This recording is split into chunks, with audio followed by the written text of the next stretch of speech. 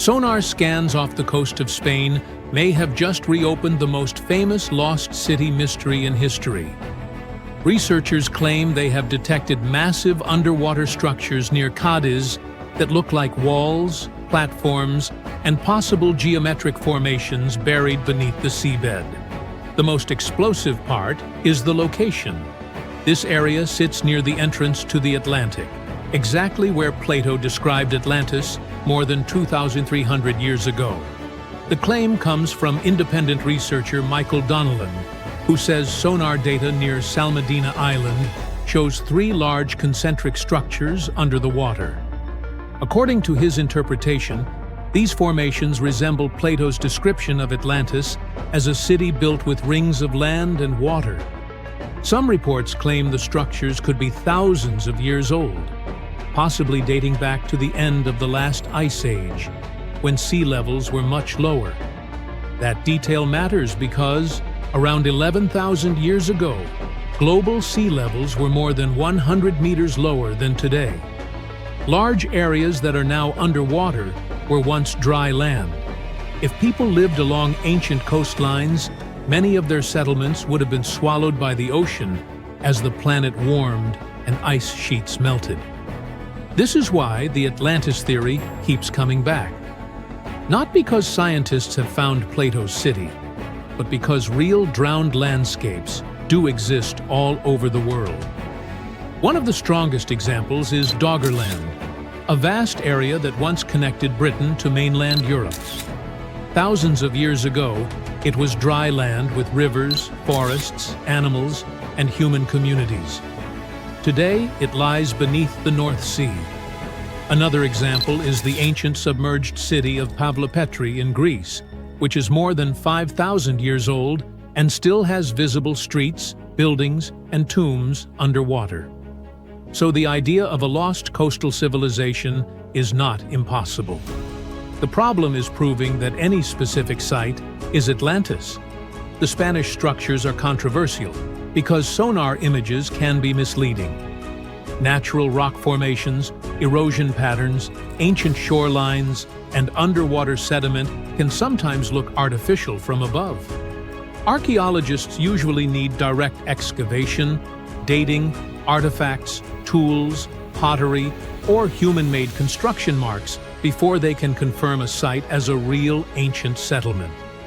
Right now, there is no verified proof that the structures near Cadiz are Atlantis, but the location is interesting. Plato wrote that Atlantis was located beyond the Pillars of Hercules, usually understood as the Strait of Gibraltar. Cadiz sits just beyond that gateway into the Atlantic. The region was also home to ancient coastal cultures, maritime trade, and settlements that were vulnerable to earthquakes, tsunamis, and sea level change. That combination makes the area a serious target for underwater archaeology, even if the Atlantis label remains unproven. And Spain is not the only place attracting attention. Some researchers have pointed to underwater formations near Cuba, where sonar surveys detected unusual geometric-looking shapes at depths of around 600 to 750 meters. Others have suggested locations near the Azores, the Bahamas, Morocco, and even the Richat structure in Mauritania. Most of these theories remain speculative, and none have been accepted by mainstream archaeology as Atlantis. But they all point to one bigger truth. The ocean floor still hides huge parts of human history. Modern underwater archaeology is changing fast. High-resolution sonar, satellite mapping, underwater drones, and sub-bottom radar now allow researchers to detect structures buried under sand or sediment without immediately excavating them. In recent years, these tools have revealed submerged ports, shipwrecks, temples, roads, and entire drowned settlements. One of the most famous real examples is Thonis Herakleion off the coast of Egypt. This ancient city was once a major Mediterranean port before it sank beneath the sea more than 1,000 years ago. Archaeologists have recovered statues, temple remains, inscriptions, jewelry, and shipwrecks from the site. It is not Atlantis, but it proves that wealthy ancient cities really can vanish underwater and remain hidden for centuries. This is why the new claims near Spain are getting attention. If the structures are artificial, they could represent a major lost coastal site. If they are natural, they still show how easily the human brain can see cities in shapes created by geology. For now, the most honest answer is this: Atlantis has not been found. But underwater archaeology is finding places that feel very close to the legend. Ancient coastlines disappeared. Real cities sank. Entire landscapes were buried by rising seas. And somewhere beneath the ocean, there may still be ruins from civilizations we have not discovered yet. The Spanish sonar structures may turn out to be natural rock. They may turn out to be a forgotten ancient site. Or they may become another failed Atlantis theory. But one thing is clear: the ocean still holds more human history than we have ever explored. Britain wasn't always an island. There was a time, and humans were alive to see it, when you could walk from London to Amsterdam. On dry land, through forests, over hills, across rivers full of fish. Today, that land is gone. It's lying at the bottom of the North Sea. A real-life Atlantis right under the ferry routes and fishing boats. And we know it's there because the sea keeps spitting out the evidence. For over 100 years, fishermen have been hauling up things that shouldn't exist. Mammoth skulls, ancient tools, even human bones. As if those were postcards from a drowned country. Thousands of people lived there. They watched their world disappear beneath the waves, one shoreline at a time, until there was nothing left to stand on. So today, we're diving down to visit the real lost world. Its name is Doggerland, and its story is stranger and sadder than any legend. Let's set the scene. Roughly 10,000 years ago, the last ice age is loosening its grip, and the map of Europe looks wrong, because Britain isn't an island. Where the North Sea is today, there's land, a lot of land. At its peak, an area bigger than many modern European countries, connecting England, Denmark, Germany, and the Netherlands into one continuous territory. You could walk from what is now London to what is now Amsterdam. No boat, no tunnel, just a very, very long hike. Think 3 weeks or so. And this wasn't some frozen, empty wasteland. Doggerland was prime real estate, arguably the best hunting ground in all of Europe. Picture gentle hills, winding rivers, marshes buzzing with birds, and forests of oak, hazel, and willow. Herds of deer and wild boar, giant aurochs, wild cattle the size of a small car. And in earlier ages, this same land had been walked by woolly mammoths and even lions. In fact, people were crossing this land long before modern humans arrived. Fishermen have dredged up a piece of a Neanderthal skull from the seabed off the Dutch coast, meaning our extinct cousins hunted here too, tens of thousands of years before Doggerland's final chapter.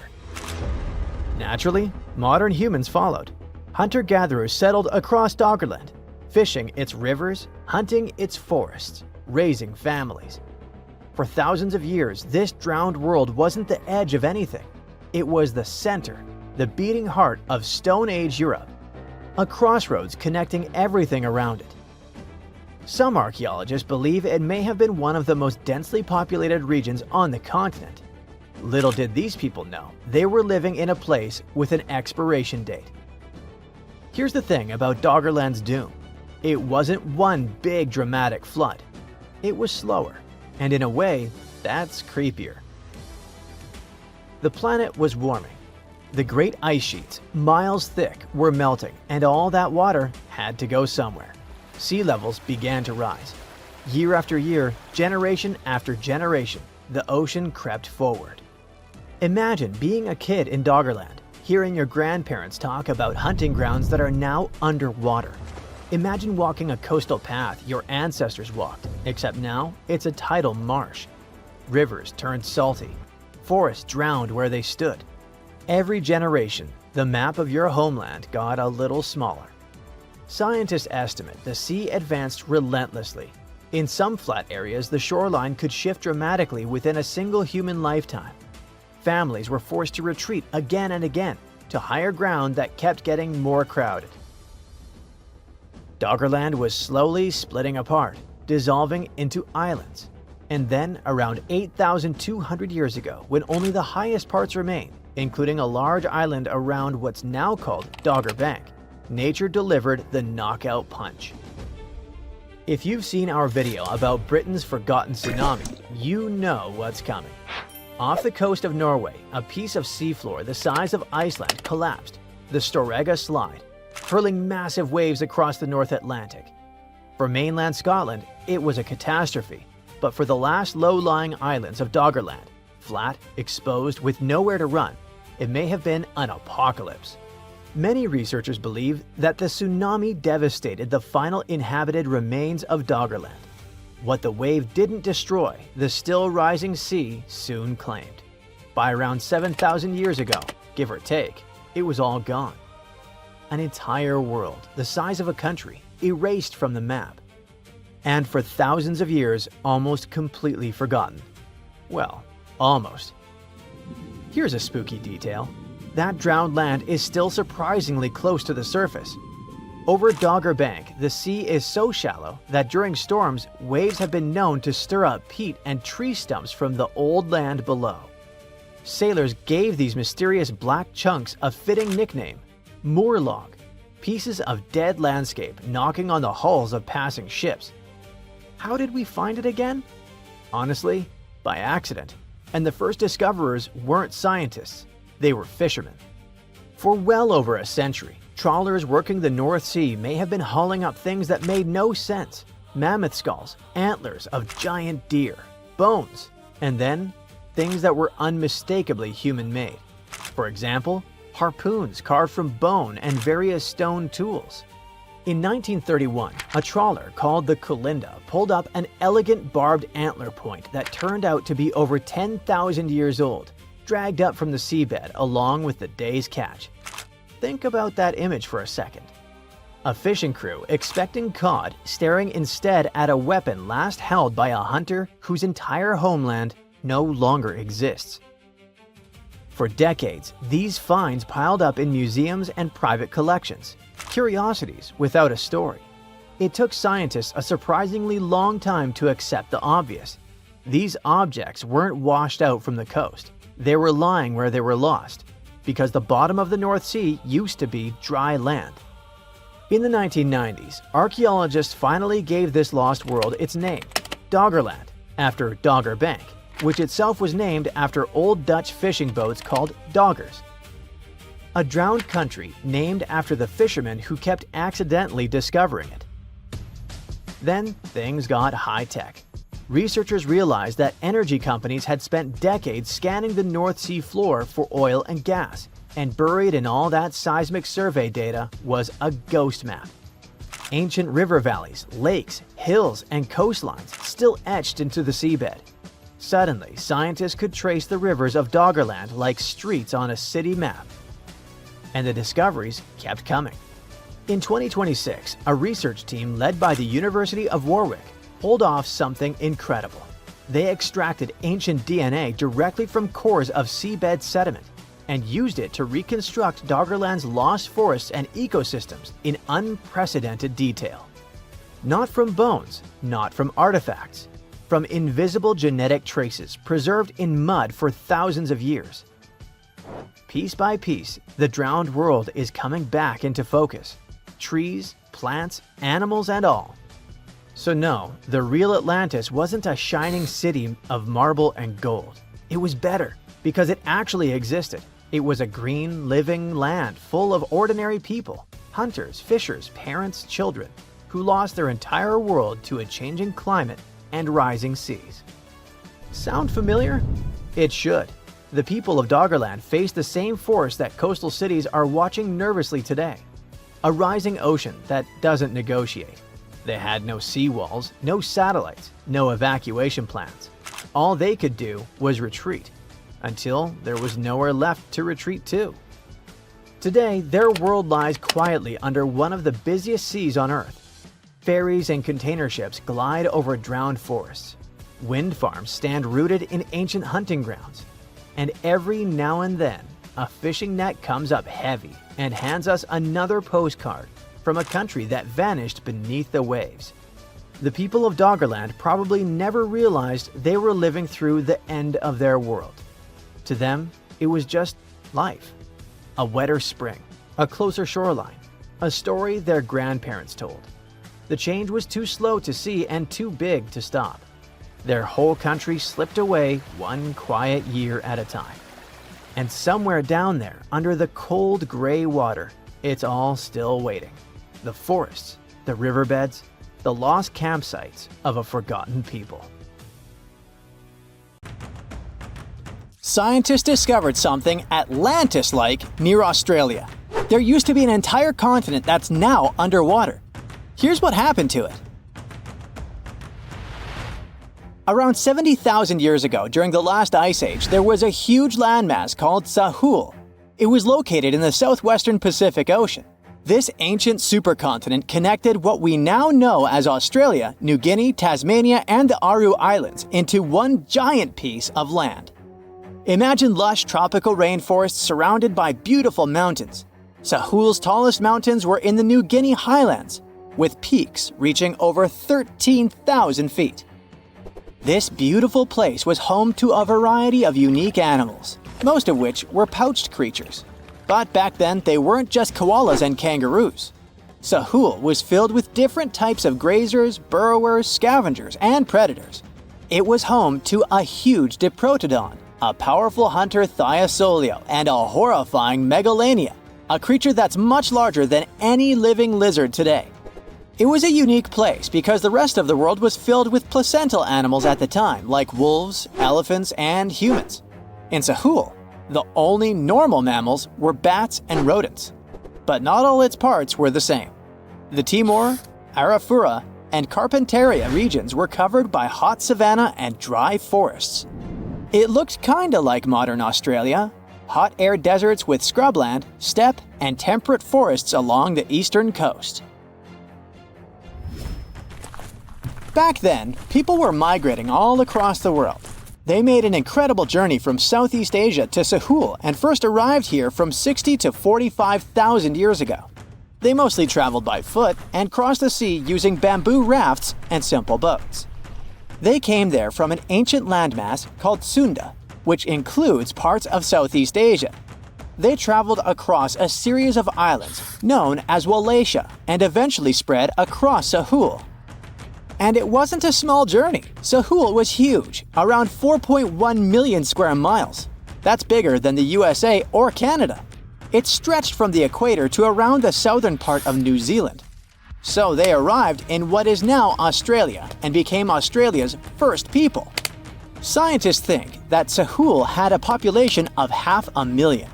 We've discovered cave paintings that date back around 40,000 years. It's a hunting scene depicting an anoa, or miniature buffalo, facing figures of humans and animals. Researchers are trying to figure out how these early settlers moved across Sahul and where we might find archaeological evidence of their journey. To do this, they created a landscape evolution model. The simulation showed how Sahul changed between 75,000 and 35,000 years ago. It showed potential migration routes and archaeological sites. Humans likely traveled along coastlines and rivers. But how did Sahul get submerged off the coast of Australia, similar to the mythical Atlantis? During the last ice age, much of the Earth's water was locked up in large ice sheets and glaciers. The sea levels were much lower than they are today. After that, the global temperatures increased. The ice sheets melted and the sea levels rose, flooding the land bridges that once connected different parts of Sahul together. About 8,000 years ago, New Guinea separated from mainland Australia, and then, about 6,000 years ago, Tasmania did the same. We still can explore the underwater parts of Sahul thanks to new technology. Divers explore and collect samples directly from the ocean floor. Underwater drones can go to places that are too deep or dangerous for humans to explore. And with sonar mapping, scientists use sound waves to create maps of the ocean floor. It's like using an echo to see what's underwater. The sound waves bounce off the seabed and come back, helping us create a picture of what it looks like. Deep underwater, archaeologists have found stone tools and other artifacts. They also discovered fossils of animals like Diprotodon and Thylacoleo. By studying the underwater terrain of Sahul, they learned about the ancient rivers, lakes, and coastlines that existed during the Ice Age. But Sahul isn't the only underwater continent. Sahul isn't the only hidden gem of Southeast Asia. Take Sundaland, a place made up of Sumatra, Java, Borneo, and some other islands. This place was crazy huge during the Ice Age, but now almost fully underwater. Almost, but not entirely. The parts above the ocean are teeming with life. If you like birds, check this place out. It has almost a fifth of the world's bird species. You can spot colorful birds like the Java hawk eagle and the Bali starling among the lush forests. It's also a home to a fourth of Earth's fish species. Sundaland's waters are a haven for marine life, even the most exotic animals like the Asian arowanas. It's also a treasure trove of flowers. That's where you can find Rafflesia and Titan arum, the world's largest flowers. This makes it very similar to Zealandia. Zealandia is a long, narrow piece of land about half the size of Australia. It broke from Antarctica about 100 million years ago. Just like Sundaland, it isn't fully underwater. 7% of it stayed above sea level. This sticking out little piece is what we now call New Zealand, along with Stewart Island and some smaller islands. These pieces of Zealandia are lush and warm. They're packed with volcanoes, mountain ranges, beautiful natural geysers, and hot springs. Local people, Maori, use these hot springs for cooking. People place corn, eggs, and vegetables in baskets and lower them directly in the hot springs. Sometimes they cook food in a pit oven using heated rocks. Another hidden world is known as Argoland. This mysterious landmass was once part of Australia, back when dinosaurs chilled around. It drove scientists crazy for decades. They knew it existed because it left a huge stretch on the ancient seafloor, the Argo Abyssal Plain. About 155 million years ago, it broke off from Australia, saying bye-bye. The continent drifted somewhere north, and when it reached Southeast Asia, it just vanished. Scientists had no idea where it went, but recently they finally found its remains. Turns out, poor Argoland's lower parts started drowning into the Sunda Trench, a horrifyingly deep oceanic pit. The Earth's crust sunk into the mantle. Meanwhile, the upper parts of Argoland were pushed upward, grabbing the younger rocks on land. Because of this, Argoland broke apart into a bunch of smaller pieces. These pieces formed parts of Borneo, Java, Sulawesi, and other regions. The remains are buried under Indonesia and Myanmar. Imagine a colossal landmass the size of Greenland, Greater Adria. Its journey began about 240 million years ago when it broke away from the supercontinent Gondwana. It started moving north, and after 100 million years of enjoying the warm seas, it suddenly crashed into Europe and shattered into pieces. Most of these pieces went deep into the Earth's mantle, but some were scraped off and became part of mountain ranges like the Alps. Today, the remnants of Greater Adria are scattered across more than 30 countries, from Spain to Iran. That's why they're hard to look for. Seychelles was also once part of Gondwana.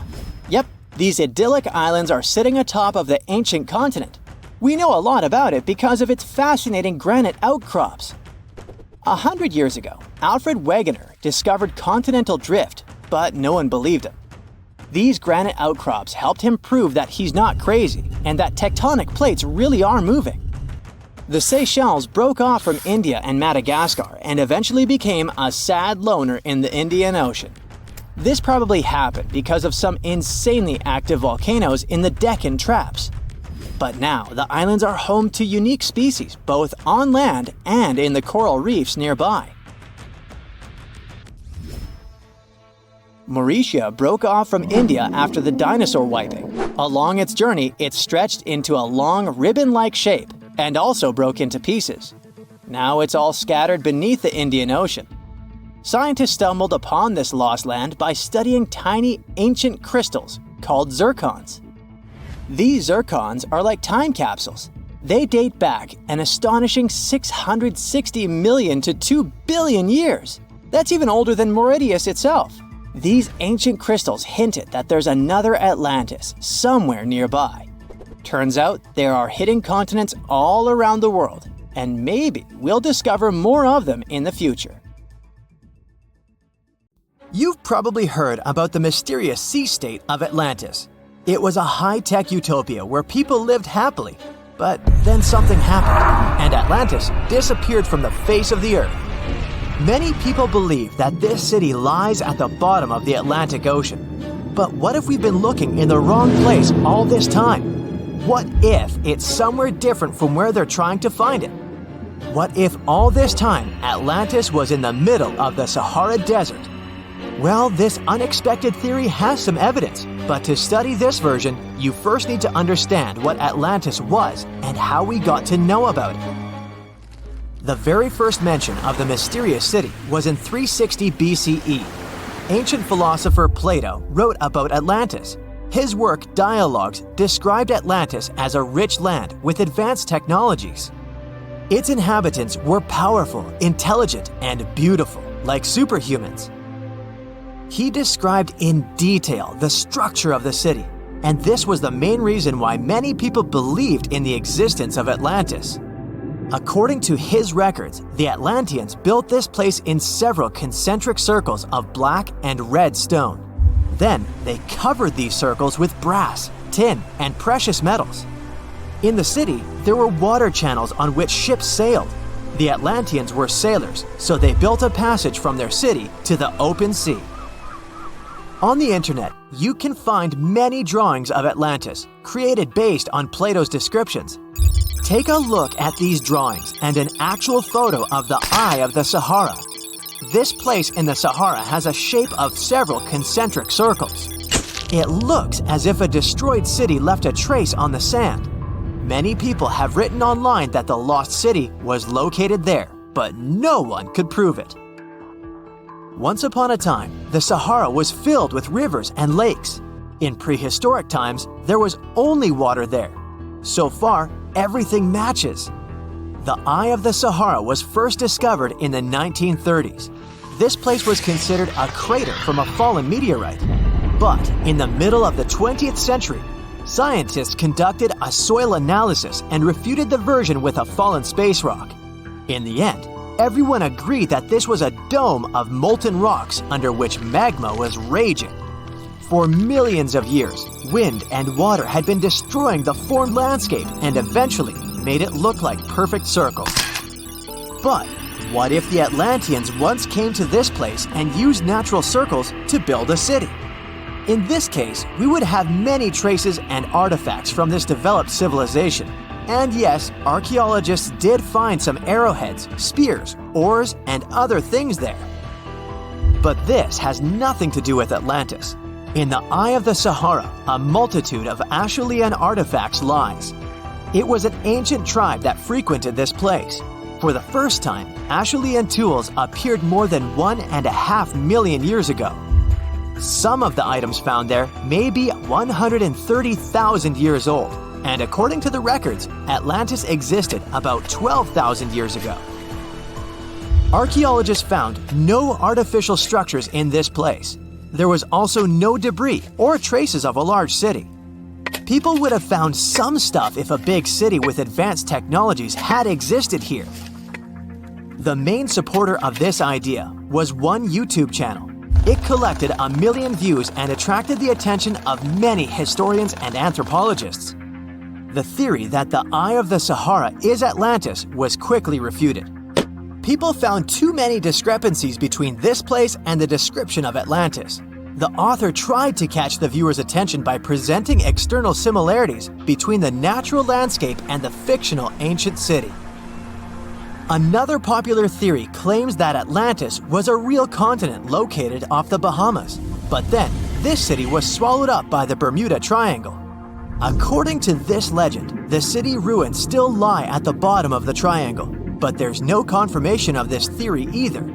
Writer Charles Berlitz invented it. Adherents of this theory claim that the walls and streets in the western part of the Bahamas might be the ruins of Atlantis. But scientists disagree. They have proven that these walls are natural formations of coastal rocks. There are also rumors that the story of Atlantis was inspired by an actual historical catastrophe, the Black Sea Flood. This is the Bosporus, a strait in Turkey connecting the Black Sea and the Sea of Marmara. Around 5600 BCE, the Black Sea was twice as small as it is now and had many cities on its shores. Unfortunately, a huge flood destroyed this flourishing civilization. Within a year, cities descended underwater, and surviving inhabitants moved to foreign lands and spread stories about the flood. Maybe these stories inspired Plato to come up with Atlantis. In the 1950s, people came up with another version. Atlantis was the continent that is now Antarctica. Tens of thousands of years ago, a warm continent with a developed city shifted to the northern part of our planet because of the movement of Earth's crust. The Atlanteans couldn't adapt to the cold conditions, and Atlantis was covered with a thick layer of ice. This theory was refuted when scientists began studying the tectonic plate's nature. It turned out that Earth's crust couldn't have moved such a huge continent as Antarctica. The tectonic plates don't behave this way at all. But the main question is, was Atlantis real? No one had described it before Plato. Perhaps the philosopher came up with it. Maybe he did this to emphasize the correctness of his views on life and to identify his philosophical theories.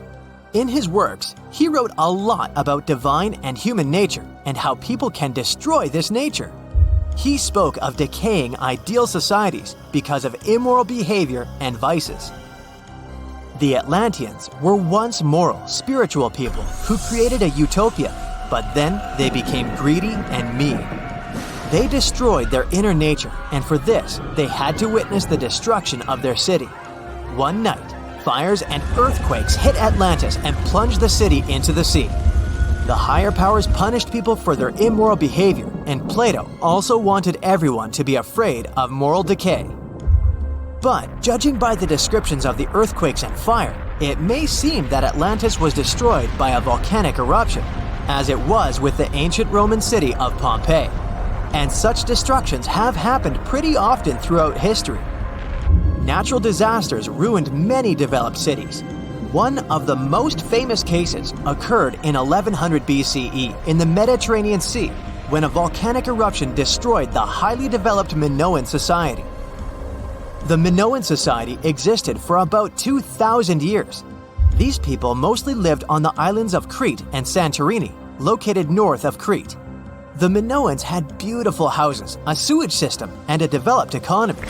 They were engaged in agriculture, grew fruits and vegetables, painted frescoes, and made jewelry. They were the first people to found the thalassocracy, an empire based on the sea. They lived off of fishing, piracy, and maritime trade. At the time, they performed cruel rituals, and their way of life was far from moral. They were used to earthquakes on the island of Santorini, so they reinforced the walls of the city with wooden beams, but they didn't know what a volcanic eruption was. And when the sulfur smell appeared in the air, they didn't suspect the impending catastrophe. When the volcano spilled out tons of lava and ash, all the residents of Santorini abandoned their homes and tried to escape, but they couldn't.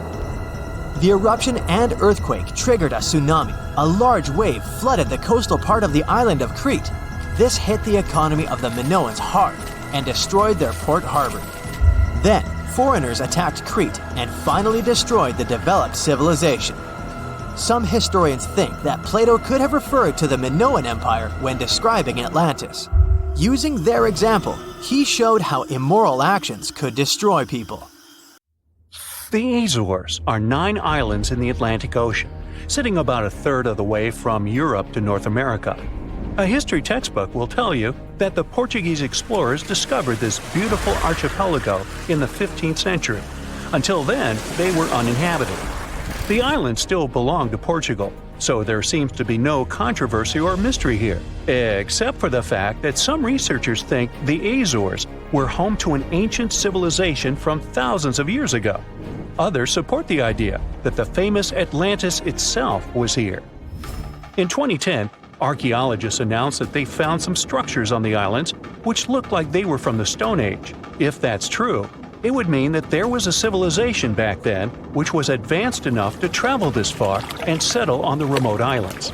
A special scientific commission studied the matter and concluded that those structures were natural rock formations or had a more modern origin.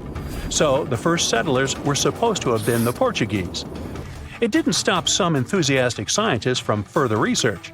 They analyzed the DNA of mice from the Azores and found that it had the same genetic characteristics as house mice from Northern Europe.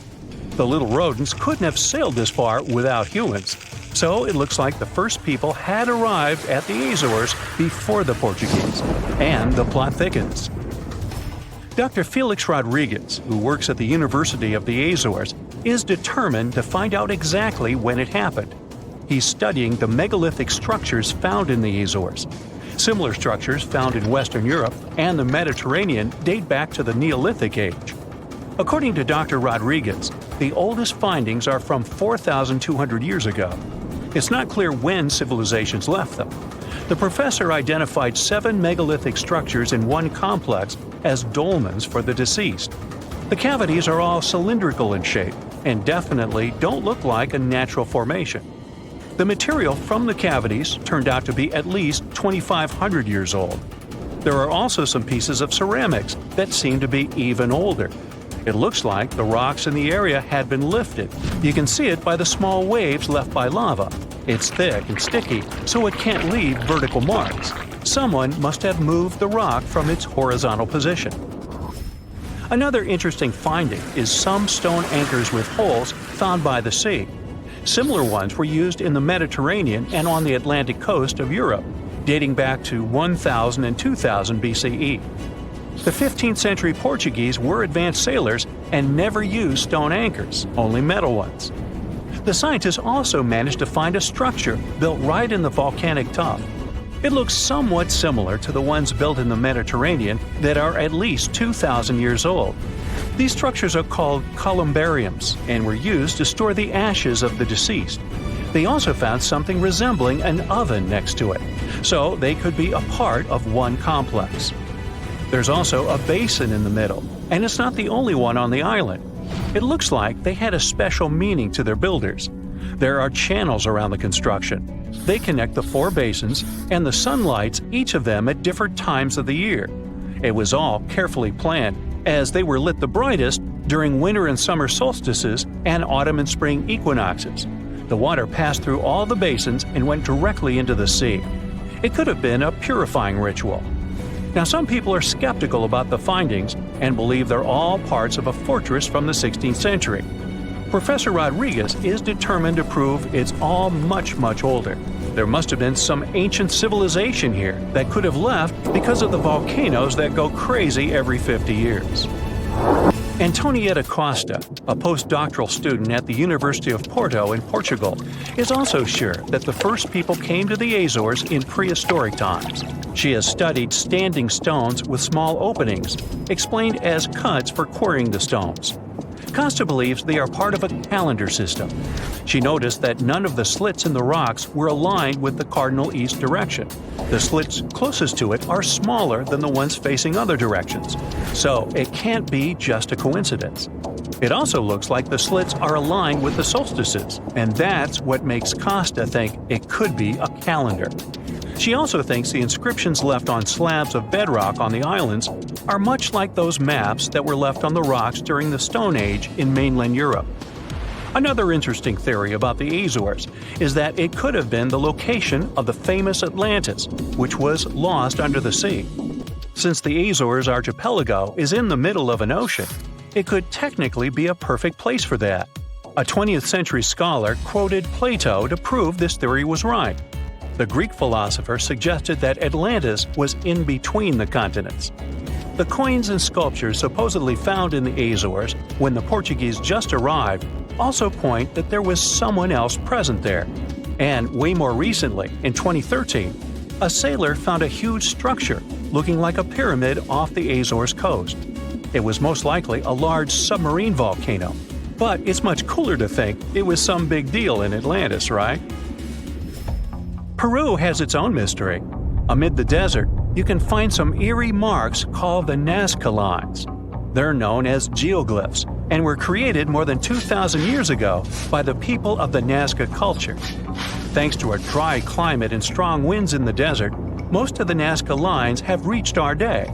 To create them, Nazca people removed the top layer of the pebbles and revealed the soil beneath the ground. The color of the soil changes from reddish-brown to yellowish-gray, so the lines always look different. Most of the geoglyphs depict plants and animals.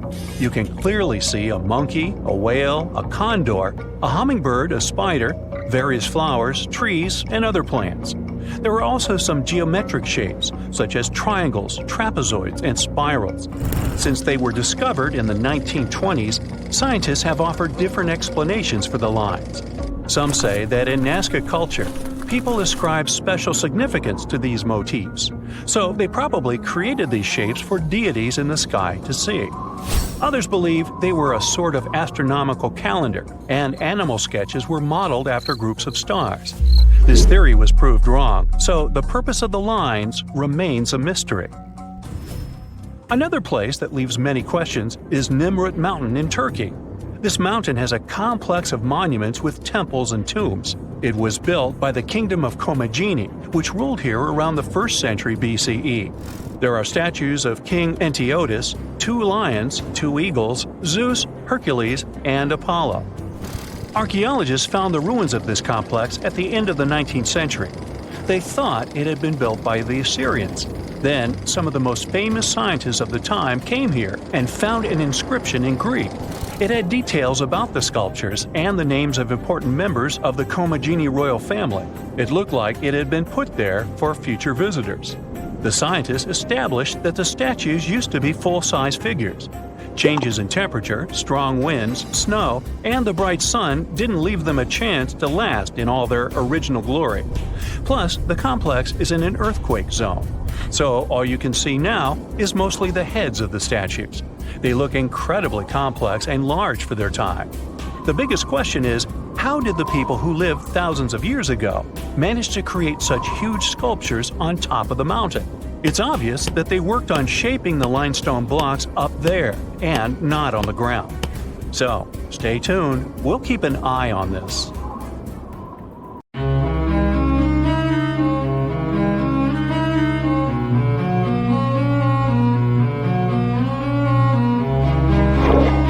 Question for you. Do you think Atlantis could be real? It remains as one of history's greatest mysteries. The legend began with Plato, all the way back in ancient Greece. The tale of a civilization that formed and prospered before our own. Atlantis was supposedly a highly technological society, much like the Mayans. But, as the legend says, due to the people's greed, they were punished by a flood that destroyed and submerged their cities. Different theories try to guess Atlantis' location. Some say it was in the Mediterranean Sea. Some say it's beneath the Bermuda Triangle. But, as science has shown us, Atlantis may be only an allegory for humankind. Today, you'll discover several amazing underwater cities that you have never heard of. They existed indeed and are not just a myth.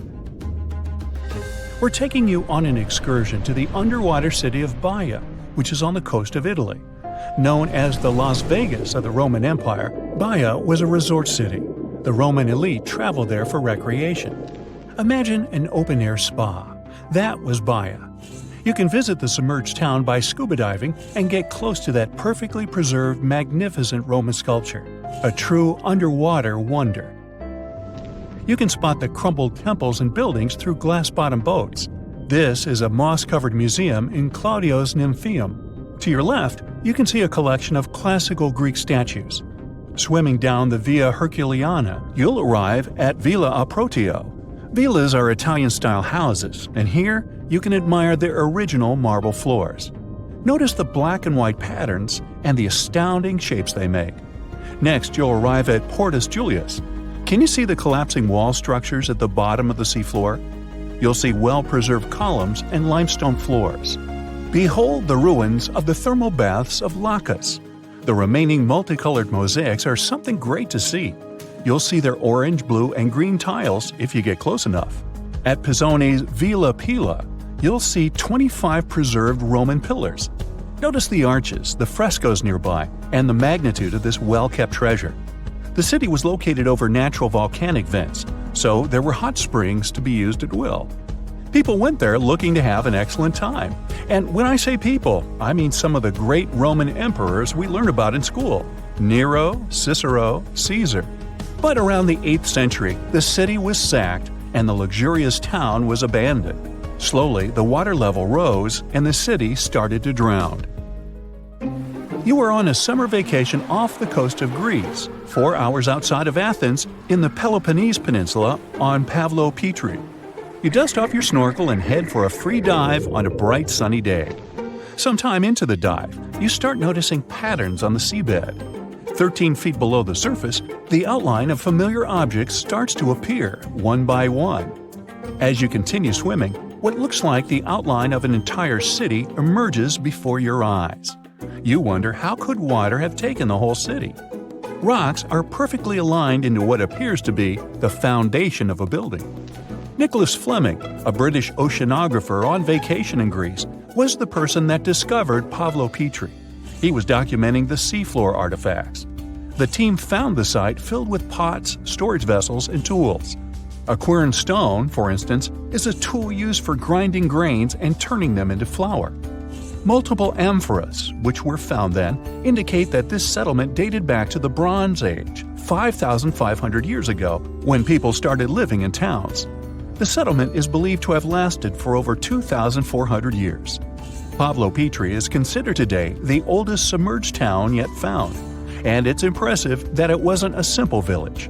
It was a vibrant port city with stone-built buildings, a marketplace, streets, and even squares. Let's continue our exploration and find secrets in other underwater cities. You are diving off the coast of the Ryukyu Islands. Pacific waters are far from smooth. There's a strong current pulling you into the deep sea. Suddenly, you see a huge structure thanks to the sunlight shining down on the seabed. At first, it looks like Machu Picchu's ruins across the globe in Peru. As you approach it, you slowly figure out its form. A pyramid-shaped structure, arches, staircases. It's something that could have easily been a palace or castle. Could this also be a sign of human activity? What you just saw is known today as the Yonaguni Monument. It also goes by the name of Japan's Atlantis. The entire monument is about the size of 5 football fields and the height of a 5-story building. Its most surprising feature is its expansive terraces that host large crowd gatherings. Explorers and scientists believe that Yonaguni dates back to 10,000 years ago. But whether it is a man-made structure or a natural formation is still under debate. For Japan's top marine geologist, Professor Masaki Kimura, Yonaguni is the heritage of a lost civilization. Kimura has dived into exploring the ruins over 100 times over the past 10 years. According to him, there are clear signs of human activity down there. The Triangle Pool, located on the monument's surface, is a triangle-shaped concave that is a historical symbol of water fountains in the region. There is also a giant turtle carved on the eastern side of the structure. And according to Kimura, turtles have an important cultural meaning.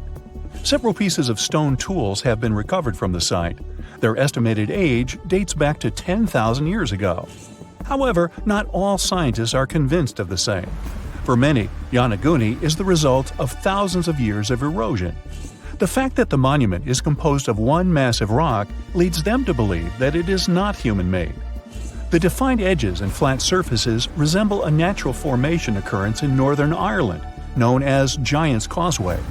A series of interlocking basalt columns look like the ruins of a palace, but they were the result of volcanic activity in the region. Well, stay tuned for more underwater discoveries. The next stop on our voyage is one of today's most famous underwater cities that has turned into an underwater archaeological park. The city of Port Royal in Jamaica exists today only below the surface. But in 1692, it was one of the wealthiest cities in the Western Hemisphere. Port Royal was the center of the British Empire at the time, and an important trade city that attracted people from all over. It was also home to real-life pirates of the Caribbean. On the morning of June 7, 1692, the people of Port Royal met a different fate than they probably expected. The bars and restaurants beaming with life woke up shaking. People were taken out of bed with the power of a massive earthquake, estimated today at 7.5 on the Richter scale. One survivor says he saw the earth opening up and swallowing the town whole. What he said could be true, as the city was mainly built over sand. The ground sucked buildings, roads, and everyone above. Geysers erupted, and finally, waves as big as 10-story-high buildings hit the city. About 33 acres of the city disappeared underwater, and amazingly, most of its 17th century remains lie in good condition under 40 feet of water. In the ruins, archaeologists have found taverns, storage rooms, kitchens, and recreational buildings used for diverse purposes. You can see a grand lion statue, a submerged bridge, and many picturesque arches. Now, do you fancy a trip to India? Just outside its coast lies another sunken marvel. A site known as the Lost City of Cambay is located on the Gulf of a similar name. It remained hidden until 2001, when the National Institute of Ocean Technology did a routine water assessment. With sonar technology, which sends a wave of sound to the bottom of the sea, they found something far beneath the surface. Images showed well-defined geometric shapes spread along a 5-mile stretch. The remains found dated to more than 9,500 years ago, meaning that this civilization was lost at around the end of the Ice Age. Debris recovered from the site included construction material, pottery, beads, sculptures, and even bones. Scientists argue whether these artifacts are indeed from the site, but if they truly are, then the Lost City of Cambay would be the oldest civilization in the world. Well, this eerie Lake Huron discovery may be that it possibly contains the remnants of an entire civilization. Whoa, wait, sounds like Atlantis, right? Well, not exactly. But if there really had been an ancient underwater civilization here, it must have been a pretty advanced one. Around 10,000 years ago, 2 sharp glassy flakes broke off a stone tool and landed on the ground unnoticed. They stayed buried there for thousands of years, until 2013. Then scientists pulled up a small chunk of mud, about the size of a milk carton, from the bottom of Lake Huron, 100 feet underwater. Inside the mud, they found those same 2 flakes made of obsidian, a shiny black volcanic glass that forms when lava cools quickly. After careful testing, they realized these flakes came from Central Oregon, which is quite a distance, about 2,500 miles away. They found this prehistoric Great Lakes site on the Alpena-Amberley Ridge, an underwater landform that once connected what's now Michigan and Ontario. Back then, it was dry land.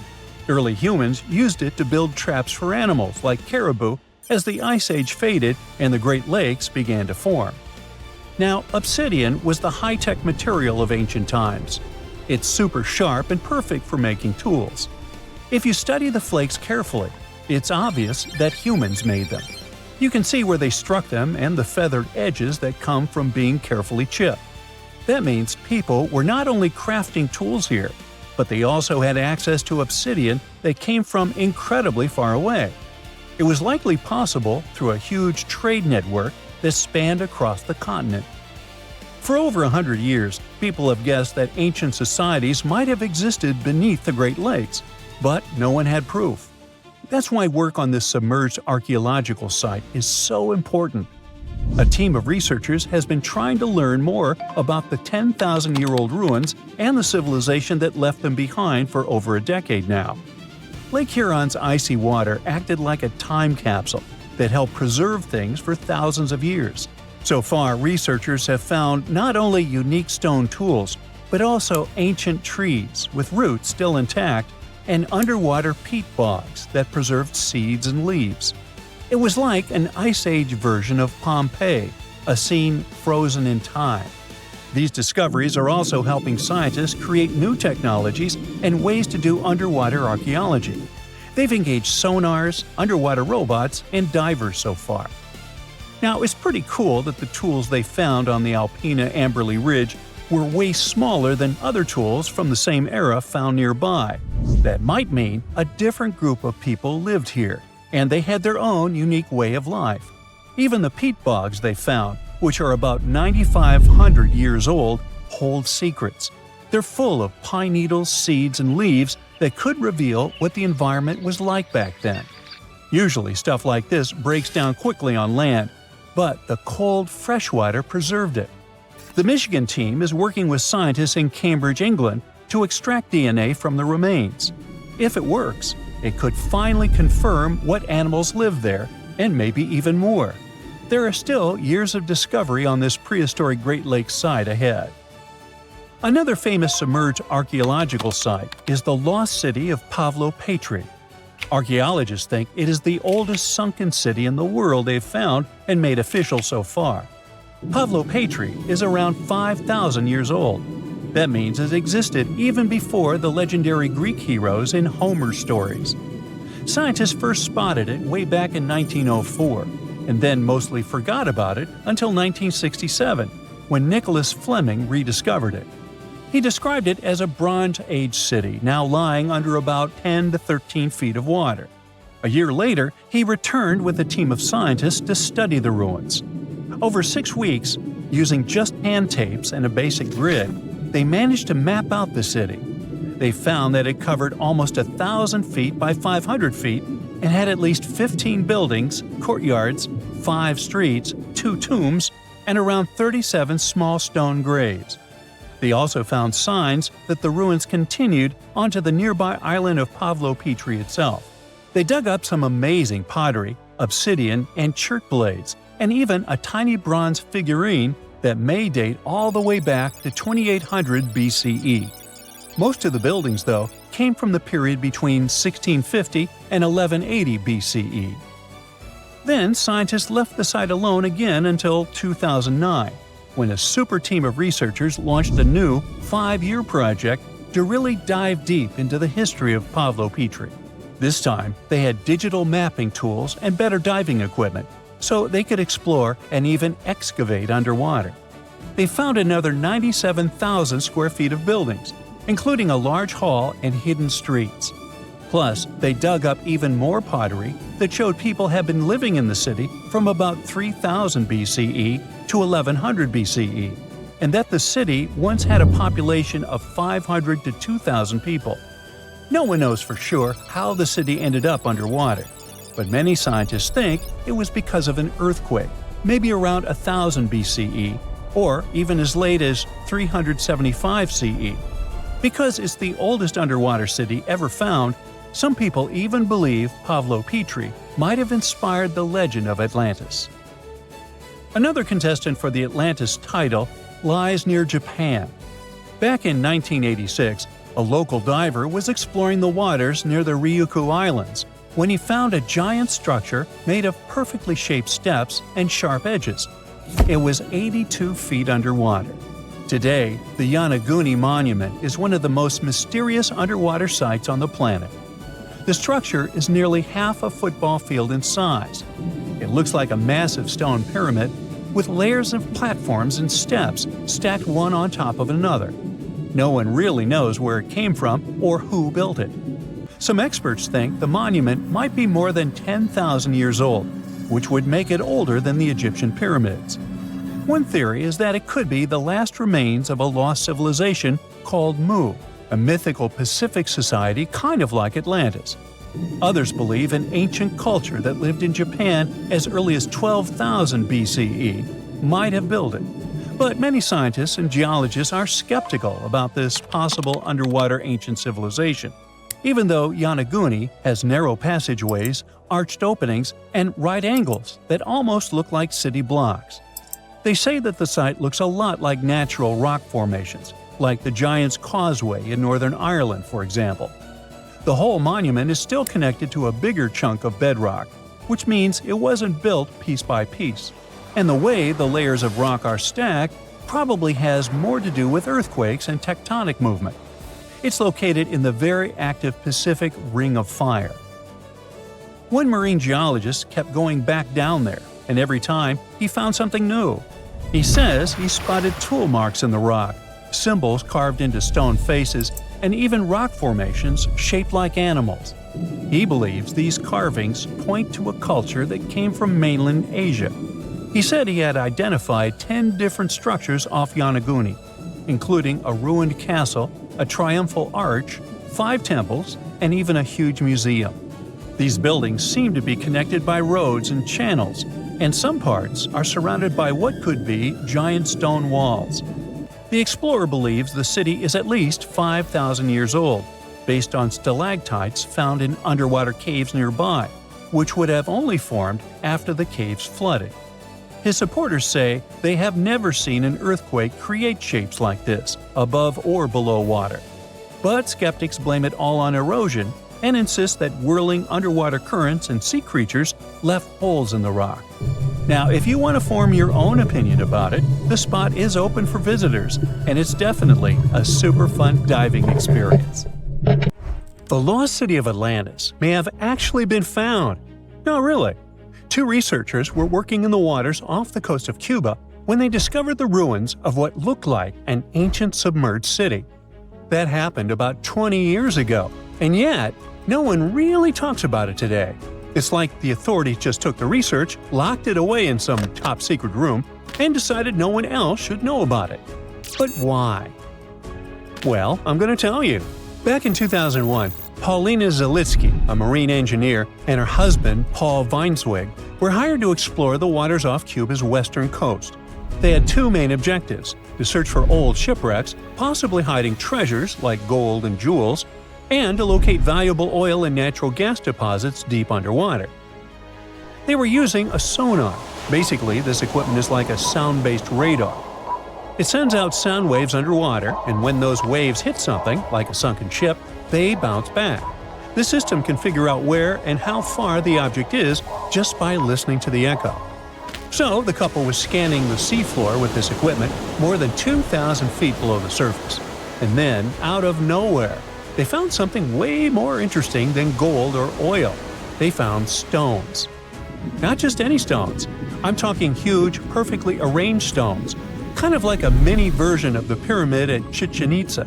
Or even better, like a bunch of tiny submerged Chichen Itzas. Yep, they saw that. Or at least, they think they did. The thing is, sonar doesn't work like a camera. It definitely doesn't record video or take actual pictures underwater. What it does do is create images using sound. And those images are usually just outlines or shapes, kind of like a blurry black and white sketch. It shows you where things are, but not exactly what they look like. And that's exactly what happened back then. The equipment started producing images of these perfectly organized stone structures, and it really looked like some kind of urban development. I mean, the site was just too organized, too symmetrical to be just random rocks. But it sounded too good to be true. I mean, this discovery could totally change everything we know about ancient civilizations on the American continent. So the scientists decided it would be too irresponsible to announce anything without finding more evidence first. And that's why they decided to go back to that same spot. This time they sent down an underwater remotely operated vehicle to actually see what was going on beneath the sea. See? This robot was basically an underwater cameraman. And yep, it confirmed it. There was definitely something strange down there. It looked like an ancient city made of huge, smooth blocks of granite. These rocks were about 8 feet by 10 feet. Some were in pyramid shapes, others were circular. Some seemed to be deliberately cut and then stacked on top of each other, while others appeared isolated from the rest.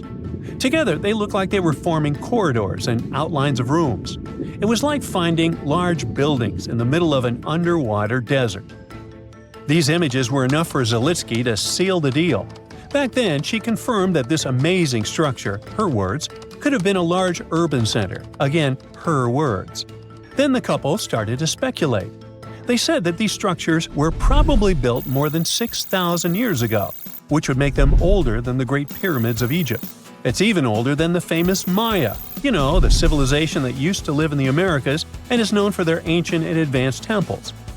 The research also suggested that these structures might belong to a civilization that lived on the American continent thousands of years ago, and that we didn't even know about. This supposed civilization once thrived on a 100-mile land bridge connecting Cuba to Mexico's Yucatan Peninsula. But then, something catastrophic happened. According to their theory, the Earth's faults shifted beneath the surface, leading to a massive earthquake. Then, in the blink of an eye, the entire bridge was destroyed. The land was swallowed up by the sea and ended up at the bottom of the ocean, and this civilization disappeared. Of course, all the connections to the famous Atlantis myth got the media totally hooked on the story. News websites ran headlines like "Lost City of the Caribbean Found" and "Atlantis Found in Cuba." So, could that really be Atlantis? I mean, did they finally find the remains of this supposedly super advanced and lost civilization? Well, it's hard to say. From the start, part of the scientific community wasn't buying into the story too much. First, there's the issue of the date. Saying that this civilization existed at this spot at least 6,000 years ago just wasn't very credible. Then, some European archaeologists argued that the stones they found using sonar might just be natural limestone, not perfectly sculpted granite. And third, it was too deep. Even with the whole theory of earth faults opening up and swallowing everything, it's still hard to explain how an entire city ended up so deep in the ocean. For comparison, there is Heraklion, a real ancient Egyptian port city that got submerged. Today, it is only about 19 feet underwater. But this so-called Atlantis city is at depths between 2,000 and 2,460 feet. See how that's totally different, right? People think it would have taken around 50,000 years for such stone structures to sink to the depth where they are said to be found. And according to experts, none of the known civilizations from that long ago had the ability to build such structures. But for Zalitsky, yes, it was possible. She still believed in the fault theory to explain how this land ended up at the bottom of the ocean so fast. Big movements of the Earth's tectonic plates are usually followed by things like volcanoes and earthquakes. So, according to her, it's a powerful event, and the island sinking could have happened really quickly. This earthquake theory could also explain why some of the megaliths on the seafloor look organized while others don't. But to really prove any of this, they needed a specially designed robot to go down there again and take samples of the rocks and sediment. That way, they could figure out how old the rocks were and maybe even find signs of human life, like carvings, sculptures, or artifacts. The problem is, drilling into those structures isn't easy. They look like granite, and drilling granite that deep underwater is seriously tough. And more than anything, they needed money to do it, a lot of it. So maybe they just never got the funding. Because even with all that initial hype, no further explorations or studies were ever reported. And that lack of follow-up sparked a lot of speculation. Some people even wondered if the story got shut down on purpose, like maybe the authorities wanted to keep something top secret. As if this underwater city was built by some kind of higher extraterrestrial being, and they just don't want us to find out. But truth be told, the strongest argument for saying, yeah, that is definitely a lost city, is that nature supposedly couldn't have built something so symmetrical. Geologists did try to find natural explanations, or at least similar examples from other parts of the world, but they came up short. Still, just because we haven't found a clear natural explanation doesn't mean there isn't one. Nature can create some pretty wild and unexpected stuff, so honestly, that whole too perfect to be natural angle is kind of a weak argument. What most likely happened is that experts just weren't convinced it was actually a sunken city, and that's probably why no one followed up on their work. Over time, the buzz faded, the story disappeared, and the site slipped back into silence. And without more data, the true nature of those underwater formations off Cuba's coast is still a mystery. Ever since Plato wrote about the allegory of Atlantis, humanity has been fascinated with the possibility of the discovery of a thriving underwater civilization. Fancy joining me on a trip to a few historic underwater sites? Let's see what we can find out about ancient civilizations. The first one on our list is what is being called the underwater Stonehenge. Scientists have recently discovered a mysterious pile of cairns that stretch for miles under the shimmering waters of Lake Constance at the borders of Switzerland, Germany, and Austria. Archaeologists began to explore the site back in 2015, and they haven't been able to understand yet what it was actually used for. What they do know is that there is a 12-mile line of 170 human-made stone cairns under Lake Constance. Scientists say this was most likely the result of a combined work of several villages. The cairn site was probably used for some collective purpose. The formations are huge. Some of them are several dozen feet wide. The most amazing discovery so far is that the site dates back to around 5,500 years ago. Now, what were we humans doing back then? We were living in the prime years of the so-called Stone Age. We were beginning to make artifacts from stone and use them to hunt and eat. Can you imagine what a knife and fork might have looked like back in those days? It's no coincidence that scientists call this site the underwater Stonehenge, though. Both sites are believed to have been built around the same period of time. You see, Stonehenge dates back to around 3100 BCE. Both sites carry the distinct characteristic of stone monuments built in a circle. Not to mention the fact that scientists also haven't figured out why on earth our early ancestors would feel the need to build a monument such as Stonehenge. Well, the mystery of Lake Constance hasn't been solved yet. Who were the Neolithic people from this area? And for what purpose did they go through such an amount of work and effort to build this huge stone site? Next, we're taking you on a tour of the Ryukyu Islands just off the coast of Japan. You're diving deep down to an archaeological site.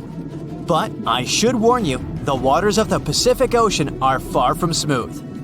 It doesn't take long before you see a huge structure, thanks to the sunlight shining down on the seabed. At first, it looks like Machu Picchu's ruins located across the globe in Peru. As you approach the site, you slowly figure out its forms. A pyramid-shaped structure, arches, staircases. It's something that could have easily been a palace or a castle. Could this be a sign of human activity? What you've just seen is known today as the Yonaguni Monument. It also goes by the name of Japan's Atlantis. The entire monument is about the size of 5 soccer fields and the height of a 5-story building. Its most surprising feature is its expanse of terraces. Explorers and scientists believe that Yonaguni might be 10,000 years old. But whether it's a human-made structure or a natural formation is still under debate. For Japan's top marine geologist, Professor Masaki Kimura, Yonaguni is the heritage of a lost civilization. Kimura has dived to the bottom of the ocean to explore the ruins over 100 times over the past 10 years. According to him, there are clear signs of human activity down there. On the monument's surface, there is a triangle-shaped concave that is a historical symbol of water fountains in the region. There's also a giant turtle carved on the eastern side of the structure. And, according to Kimura, turtles have an important cultural meaning. Several pieces of stone tools have been recovered from the site. Their estimated age is around 10,000 years. However, not all scientists support this theory. For many, Yonaguni is the result of thousands of years of erosion. The fact that the monument is composed of one massive rock leads them to believe it's not human-made. The defined edges and flat surfaces resemble a natural formation in Northern Ireland, known as the Giant's Causeway. The basalt columns look like the ruins of a palace, but they're actually the result of volcanic activity in the region. Now, you're flying to the coast of Greece, 4 hours away from Athens. More specifically, you're in the Peloponnese Peninsula. You dust off an old snorkel and head for a free dive on a bright sunny day. Sometime into the dive, you start noticing patterns on a seabed. 13 feet below the surface, outlines of familiar objects start to appear, one by one. As you continue swimming, what looks like the outline of an entire city emerges in front of your eyes. Are you wondering how water could have taken the whole city? Rocks are perfectly aligned into what appears to be the foundation of a building. This is Pavlopetri, an ancient city you've probably heard about for the first time. It was discovered by Nicholas Fleming, a British oceanographer, when he was on vacation in Greece. He had heard rumors about Pavlopetri's existence and indeed found several artifacts on the seafloor. He went back to the area a year later with the team. They found a site filled with pots, storage vessels, and tools. A kernstone, for instance, is a tool used for grinding grains and turning them into flour. Multiple amphoras indicate that this settlement dates back to the Bronze Age, 5,500 years ago, when people started living in towns. The settlement is believed to have existed for over 2,400 years. Today, Pavlopetri is considered the oldest submerged town ever discovered. And what's impressive is that it wasn't a simple village. It was a vibrant port city with stone buildings, a marketplace, streets, and even squares. The next stop on our voyage is one of today's most famous underwater cities that has been turned into an archaeological park. The city of Port Royal in Jamaica exists only below the surface. But in 1692, it was one of the wealthiest cities in the Western Hemisphere. Port Royal was the center of the British Empire at the time and an important trade city that attracted people from all over the region. It was also home to real-life pirates of the Caribbean. On the morning of June 7, 1692, the people of Port Royal met a different fate than they had probably expected. The city woke up shaking. People were thrown out of their beds by the power of a massive earthquake, ranking 7.5 on a Richter scale. One survivor said he had seen Earth opening up and swallowing the whole town. What he said could be true, as the city was mainly built on sand. The ground swallowed buildings, roads, you name it. Geysers erupted, and finally, waves as big as 10-story buildings hit the city. About 33 acres of the city disappeared under the water. Amazingly, most of its 17th century remains are still in good condition under 40 feet of water. Archaeologists have found taverns, storage rooms, kitchens, and recreational buildings used for diverse purposes. You can also see a grand lion statue, a submerged bridge, and many picturesque arches. Of course, I saved the best for last: India. Just off its coast lies another sunken marvel. A site known as the Lost City of Cambay is located in the Gulf with a similar name. It remained undiscovered until 2001, when the National Institute of Ocean Technology made a routine water assessment. With the help of sonar technology, which sends a wave sound to the bottom of the sea, they found something far beneath the surface. Images showed well-defined geometric shapes spread along a 5-mile stretch. The remains date to more than 9,500 years ago, meaning this civilization was lost at around the end of the Ice Age. Debris recovered from the site included construction material, pottery, beads, sculptures, and even bones. Scientists argue whether these artifacts are indeed from the site, but if they truly are, then the lost city of Cambay might be the oldest civilization in the world. Well, this eerie Lake Huron discovery may be that it possibly contains the remnants of an entire civilization. Whoa, wait, sounds like Atlantis, right? Well, not exactly. But if there really had been an ancient underwater civilization here, it must have been a pretty advanced one. Around 10,000 years ago, 2 sharp glassy flakes broke off a stone tool and landed on the ground unnoticed. They stayed buried there for thousands of years, until 2013. Then scientists pulled up a small chunk of mud, about the size of a milk carton, from the bottom of Lake Huron, 100 feet underwater. Inside the mud, they found those same two flakes made of obsidian, a shiny black volcanic glass that forms when lava cools quickly. After careful testing, they realized these flakes came from Central Oregon, which is quite a distance, about 2,500 miles away. They found this prehistoric Great Lakes site on the Alpena-Amberley Ridge, an underwater landform that once connected what's now Michigan and Ontario. Back then, it was dry land. Early humans used it to build traps for animals like caribou as the Ice Age faded and the Great Lakes began to form. Now, obsidian was the high-tech material of ancient times. It's super sharp and perfect for making tools. If you study the flakes carefully, it's obvious that humans made them. You can see where they struck them and the feathered edges that come from being carefully chipped. That means people were not only crafting tools here, but they also had access to obsidian that came from incredibly far away.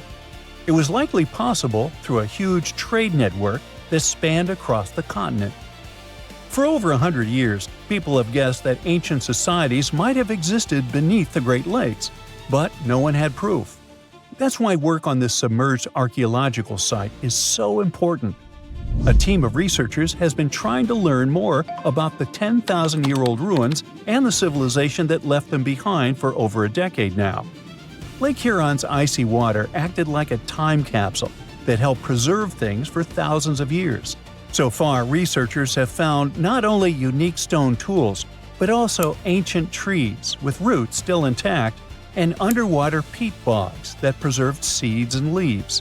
It was like an Ice Age version of Pompeii, a scene frozen in time. These discoveries are also helping scientists create new technologies and ways to do underwater archaeology.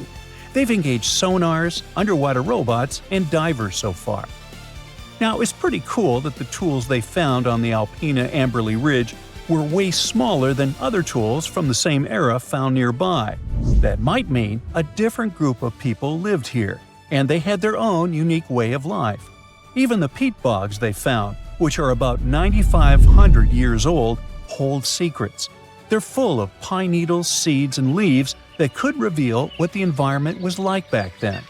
Usually stuff like this breaks down quickly on land, but the cold freshwater preserved it. The Michigan team is working with scientists in Cambridge, England, to extract DNA from the remains.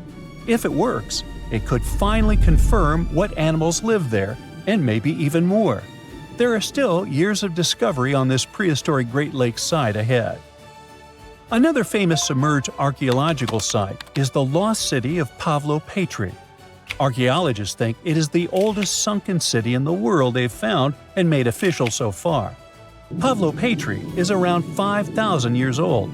That means it existed even before the legendary Greek heroes in Homer's stories. Scientists first spotted it way back in 1904, and then mostly forgot about it until 1967, when Nicholas Fleming rediscovered it. He described it as a Bronze Age city now lying under about 10 to 13 feet of water. A year later, he returned with a team of scientists to study the ruins. Over 6 weeks, using just hand tapes and a basic grid, they managed to map out the city. They found that it covered almost 1,000 feet by 500 feet and had at least 15 buildings, courtyards, 5 streets, 2 tombs, and around 37 small stone graves. They also found signs that the ruins continued onto the nearby island of Pavlo-Petri itself.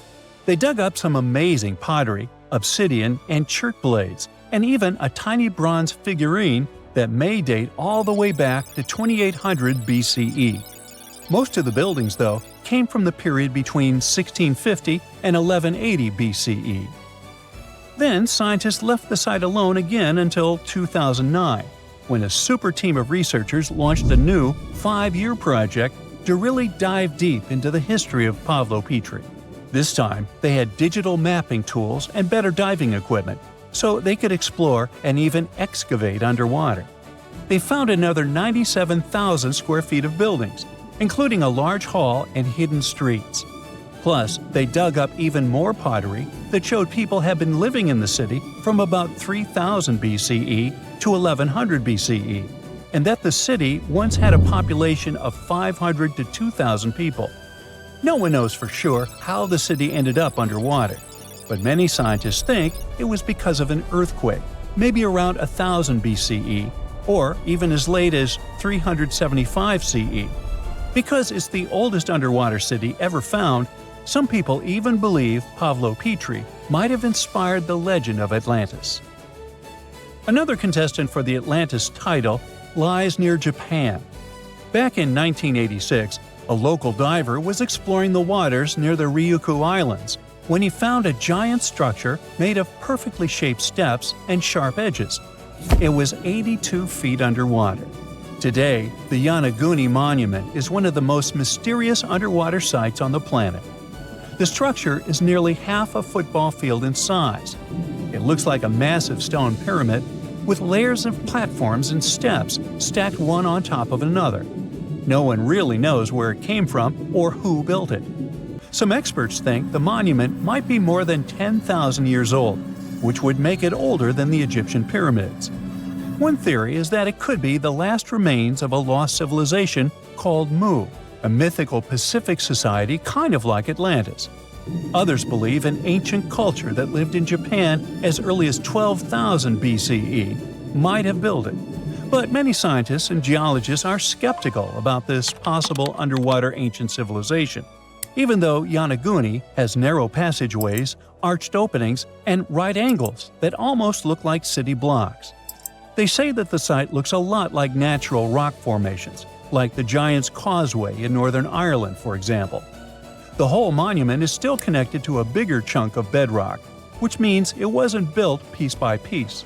And the way the layers of rock are stacked probably has more to do with earthquakes and tectonic movement. It's located in the very active Pacific Ring of Fire. One marine geologist kept going back down there, and every time he found something new. He says he spotted tool marks in the rock, symbols carved into stone faces, and even rock formations shaped like animals. He believes these carvings point to a culture that came from mainland Asia. He said he had identified 10 different structures off Yonaguni, including a ruined castle, a triumphal arch, 5 temples, and even a huge museum. These buildings seem to be connected by roads and channels, and some parts are surrounded by what could be giant stone walls. The explorer believes the city is at least 5,000 years old, based on stalactites found in underwater caves nearby, which would have only formed after the caves flooded. His supporters say they have never seen an earthquake create shapes like this, above or below water. But skeptics blame it all on erosion and insist that whirling underwater currents and sea creatures left holes in the rock. Now, if you want to form your own opinion about it, the spot is open for visitors, and it's definitely a super fun diving experience. Now, let's assume that another species, whether humanoid or dolphin-like, could have existed millions of years ago. How do we find their traces? There was a Doctor Who episode about a non-human industrial civilization on Earth that existed long before us. These reptiles, called Silurians, were forced deep underground by a catastrophic rise of temperatures on Earth, and there they thrived for centuries. That inspired scientists to create the so-called Silurian hypothesis. If there was an advanced civilization before us, we should find their traces somewhere. Well, let's try. Climatologist Gavin Schmidt and astrophysicist Adam Frank decided to dive into this themselves. Like us, any technologically advanced civilization would be hungry for energy, so they looked for global effects that would leave a widespread mark. For example, hints of large-scale industrial processes, like plants and factories, and their leftovers. Then comes the question of how long these civilizations would last. If they existed for a long time, we should look for long-lasting signs, like residues from burning fossil fuels, mass extinctions, synthetic chemicals not found in nature, and even traces of nuclear fission. Basically, we should search for the same kinds of things that humans are currently leaving behind as evidence of our activities. Unfortunately, this evidence isn't that easy to find. Let's imagine an unsettling scenario if humanity suddenly disappeared. Even though it seems like we've left a lot of changes on our planet, the future civilization millions of years from now would struggle to find any remnants of our existence. Why? Well, our planet has existed for 4.5 billion years. Complex life on Earth has existed for more than 400 million years. Compared to that, our industrial period only lasted around 300 years, and we haven't left any significant traces. Our record of Earth's history is full of gaps, especially the further back you look. The fossil record captures only some things, being very selective and incomplete. On average, one fossil emerges every 10,000 years, and dinosaur footprints are even rarer. Mountains rise, oceans change, and plate tectonics can easily wipe out evidence of entire civilizations. After a couple of million years, chances are any physical signs of a civilization would disappear. In order to find at least something, we have to look for things like odd sediment patterns or unusual isotopic ratios. Also, fossils mostly form in water, leaving us in the dark about creatures on land or in the jungles. So even if there was a technologically advanced society millions of years in the past, and even if they were far more advanced than us, we might struggle to find any clues of its existence. Frank and Schmidt try to understand how we could ever hope to spot signs of them. Discovering actual cities would be the ultimate proof of a Silurian-style civilization on Earth. But Adam Frank isn't too optimistic. Even now, our cities cover less than 3% of the surface, making it easy to miss ancient city ruins. Whether a city survives over tens of millions of years depends on whether the land around it is sinking, getting locked into a rock, or rising, getting worn away by rain and wind. So, places like the French Quarter in New Orleans might have a better shot of making it into the geologic record than, say, Haight-Ashbury in San Francisco. When it comes to finding artifacts, the odds are pretty slim as well. No prehistoric iPhone would survive millions of years, fancy glass or not. Finding their fossilized remnants might be a bit more promising, but it's still tricky. Considering modern humans have only been around for about 100,000 years, it's quite possible that we might overlook any traces of an earlier advanced species. There is one thing, though. We could stumble upon their traces in rocks. Our current chaotic era might leave a distinct mark on the Earth's geological history, especially since we're basically experiencing PTM 2.0. I'll get to that in a moment.